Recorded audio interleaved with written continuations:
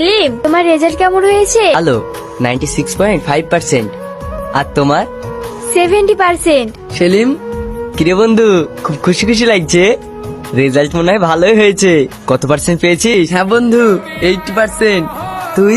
96.5%। তুই এত ভালো রেজাল্ট করেছিস, আবার আমার সঙ্গে মজা করছিস? কোথায় 80% আর কোথায় 96.5%? সত্যি রে বন্ধু, আমি এত টিউশন পড়েও তোর মতো ভালো রেজাল্ট করতে পারলাম না। আর তুই তোর আব্বুর সাথে দিন রাত মাঠে কাজ করেও এত ভালো রেজাল্ট করলি, আবার টিউশনও পড়িস না। শুধু টিউশন পড়লে হবে?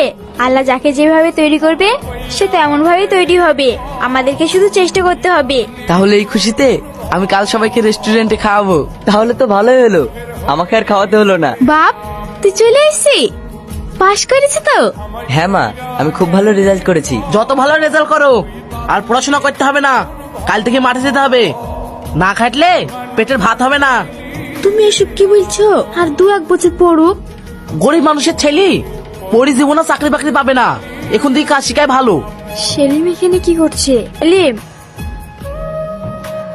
সেলিম, কি ব্যাপার? তুমি রাজমিস্ত্রির কাজ করছো কেন? তুমি আর পড়াশোনা করবে না? কি করব বলো, আমরা গরিব মানুষ, আর আব্বাও পড়াতে পারছে না। গরিব মানুষের কপালে যা হয় সে কাজ করে খেতে হবে। তাহলে আমাদের সম্পর্কটা? আমাকে সে কাজ করে খেতে হবে। তাতে যদি তোমার সম্ভব হয় তাহলে আমাদের সম্পর্কটা থাকবে। আরে না না, আমার আব্বু একটা রাজমিস্ত্রি ছেলের সঙ্গে আমার কখনো বিয়ে দিবে না। তাহলে আবার কি, তুমি তোমার মতো থাকো আর আমি আমার মতো থাকি। মা, আমি আর কাল থেকে গ্রামের মিস্ত্রির কাছে যাব না। কেন? আব্বা, আমাকে বিদেশে পাঠিয়ে দাও, যেখানে আমাকে কেউ চিনে না। আমার পরিচিতি কেউ আমাকে কাজ করতে দেখলে জিজ্ঞাসা করে, কিরে সেলিম, তুই আর স্কুলে পড়বি নি? তুই তো পড়াশোনায় খুব ভালো। তখন আমার খুব কষ্ট হয়। লোকে তোকে খেতে দিবে নাকি? তার লোকের কথা কষ্ট পাস? ওসব লোকের কথা শোনা দরকার নাই। তুমি যদি ওর কষ্টটা বুঝতা তাহলে আর কাজে পাঠাতে না।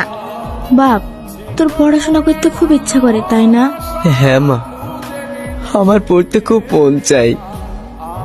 কি করবো বল, আল্লাহ যা কপালে লিখেছে তাই হবে।